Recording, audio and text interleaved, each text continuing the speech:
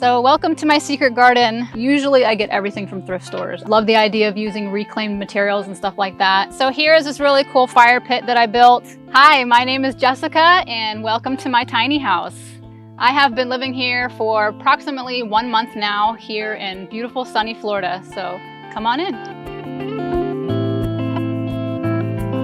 So welcome to my kitchen. This here is a shelf that was in here when I already purchased the tiny house. When I purchased the tiny house, it wasn't really a tiny house. It was more of a tool shed, and it basically didn't have any anything else in here except for this, and all the tools were on it.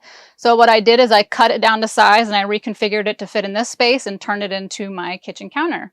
And I put some stain on it and polyurethane, and that was it.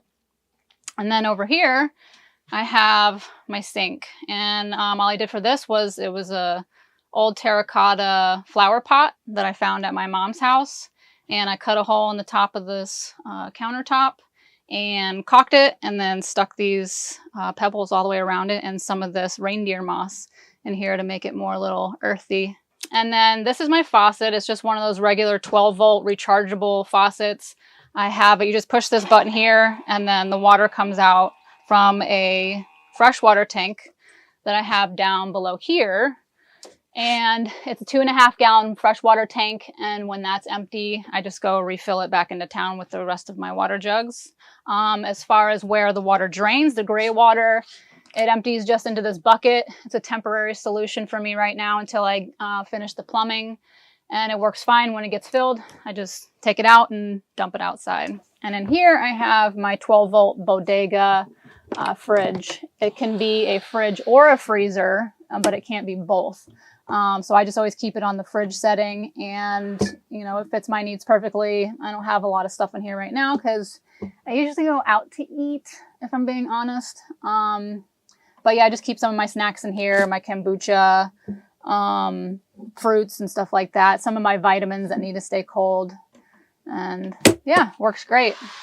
So this is a piece of wood that came in here when I bought it, and I cut it down, sanded it, and put some polyurethane on it and stain, and turned it into a little folding table where I can sit and eat. So this right here is a really amazing crocheted, handmade, bohemian, what do you call it, dream catcher. My daughter found this for me at a thrift store, and I just absolutely love it. It's kind of like what inspired me to start doing everything in this type of decor from the beginning. So I have that hanging right there front and center. Here I just have a couple of more of my crystal necklaces hanging there. This is a cute little napkin holder I found at a garage sale. And this is a bar stool that I found at a thrift store, and I just put a quick coat of white paint on it, and that was that.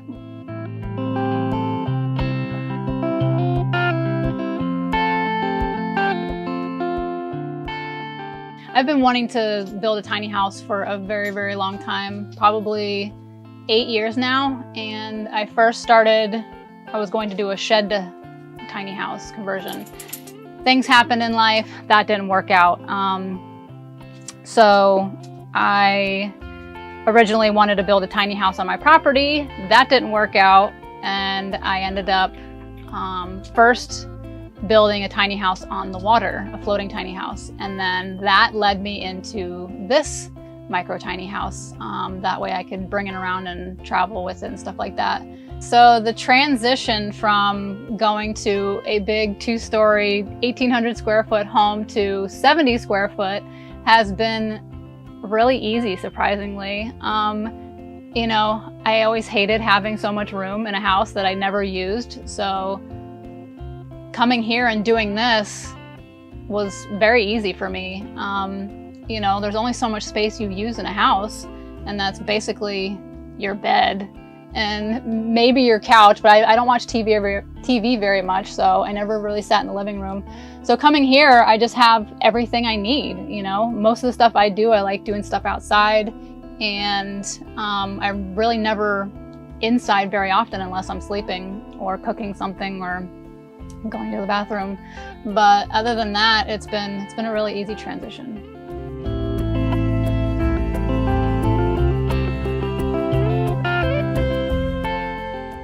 So over here, we just have your basic composting toilet. I have the separate urine diverter in the front, and then in the back, I just have a 5-gallon bucket with some coconut coir and some composting bags. Right here, I just have a clay bowl with some coconut coir in it. Over on this side, I have my mid-century wicker shelf where I keep all my girly stuff, my deodorants and perfumes, stuff like that, my washcloth and my towel and my body brush. I got my toothbrush and toothpaste and stuff like that back there. Over here, I have Q-tips, and I have a bunch more of my crystals. And down here, and these two shelves is where I keep all my clothes at. Okay, on this side of the tiny house, we have my power station. Up here, this is the EcoFlow 288. And down here, I have the Jackery 240. This basically runs everything here in the tiny house. I have the fridge running completely off of the EcoFlow. And then I have my 12-volt fan for the composting toilet. And this is where I charge like my phones and laptops and all that stuff there. iPads and whatnot. Oh, this also runs my 12-volt ceiling fan too. So this is ran by solar. I have one 100-watt solar panel up on the roof, and then I have, which is connected to the EcoFlow, and then I have my Jackery connected to the EcoFlow. So the sun charges the EcoFlow, and the EcoFlow charges the Jackery. So over here, these big, beautiful, picturesque windows here. This is what kind of sold me on the tool shed when I purchased it, and I thought, oh, this would make a great tiny house, and what amazing views you could have in it. The guy who I bought it from, he had put these in here, and what they are glass sliding doors. And I just love that idea. I love the idea of using reclaimed materials and stuff like that. And since it is such a small space, having bigger windows in here, I thought was an amazing idea. That way it doesn't feel so cramped and claustrophobic in here. And then this window right here, I actually purchased from an antique store in Boca Grande. It's an old, late 1800s window that comes from an old house out on Boca Grande that got tore down, and somebody salvaged this. And I have a little history with Boca Grande because I have a floating tiny house out there, and I wanted to bring a little bit of that history here and incorporate it into this tiny house. So as far as the walls are, everything, the walls, the exterior walls were here. And then I put in all the insulation. I did all the electrical, which I haven't used yet. And then these are just old rustic pallet wood. I got a bunch of pallet and I just started going at it. This up here it's called beadboard, but it's not like, you know, it's the generic beadboard. It's like one whole panel. And then I just took pallets and I cut them in half so I could create the border and cover up all my messes around the edges. And let's see, these are some really cool, they're like Moroccan hanging lights, and I put some more of those puck lights in there as well. This is where none of the magic happens. This is a DIY, well, this whole thing has been a DIY project for me, but this one was kind of challenging for me. It is a day bed during the day, and at night you can convert it into a queen size bed. So for storage, which I have a ton of storage under here, especially if I have it pulled out into a queen size bed. This is kind of like my garage area, so to speak. Under here is where I keep the other two cushions for when the bed gets pulled out. And on this side, in the back, I have my dirty clothes and some other blankets and stuff like that. And then this is my dog's area here, where his bed and food and water and food bowl is.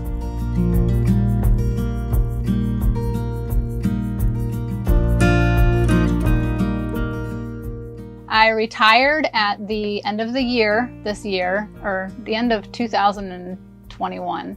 I used to own a cleaning and staging business, and my daughter has flown the coop and she is on her own now. So it was just me in this big old house, and I said it's finally time for me to start fulfilling my dreams. And so yeah, right now I'm just living my best life. I'm not doing much of anything right now besides, working on this tiny house and getting it finished, because when I'm done, I am turning this into an Airbnb, and then I will go live in my short bus.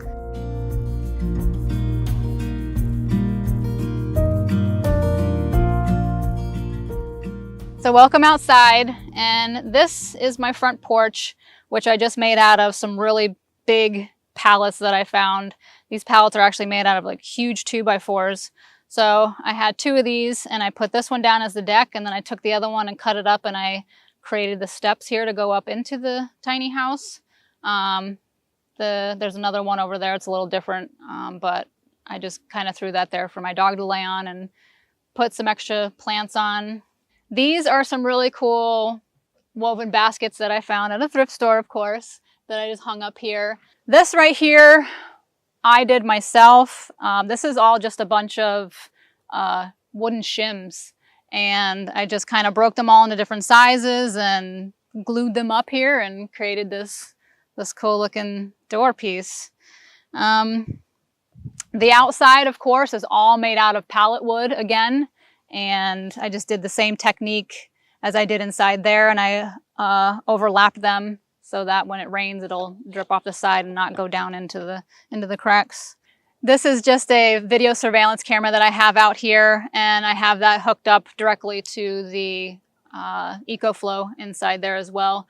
And it goes directly to my phone, to the app, so I can see if anybody comes out here, and it alerts me when I'm not here, just for extra protection. All right, and this is the generator that runs the AC unit. It's a Predator 2000, and it runs, like I said before, it'll run the AC unit on 1 tank of gas for anywhere from 10 to 12 hours. And it's really simple. And welcome to my outdoor shower. For the sides, I just bought some reed fencing, and this is a Camp Lux Outdoor Life Pro Series. This is how I take a heated shower. So this connects down to the propane tank, and then this side over here I put directly into my freshwater tank. So you have your inlet and your outlet, one coming from the tank here, going down to the pump, and then into the water system. And then over here is this little button, which I just turn on, and I have hot shower. So here is this really cool fire pit that I built, and I got these logs from somebody who was throwing them away from a tree they cut down, so you could sit on it and enjoy the fire. This is a really cool cooktop over open flame grill that I bought. You can just turn this little thing here and get it down closer to the fire if you need it, or vice versa, and have it up higher. I've cooked a couple meals on it so far, and it's fun. Over here, I have my hammock, and I just bought these 2 poles and put them in the ground, and I didn't do it very well the first time, but so that's why I have this brace up here, because when I sit on it, the top bowed because I didn't do it deep enough. But so I put this topper up here, and now it works great. And I love to come out here in the evening and enjoy the sunset. So welcome to my secret garden. I just planted some of these probably about 2 weeks ago, so nothing's really grown that much yet. And here are just some stepping stones, some that I found and I put in here. And over here I planted corn, which is starting to grow really nicely, green beans, tomatoes, carrots. I have an avocado tree, spinach, onions, sage, basil, and some watermelon, which is also growing really well right now.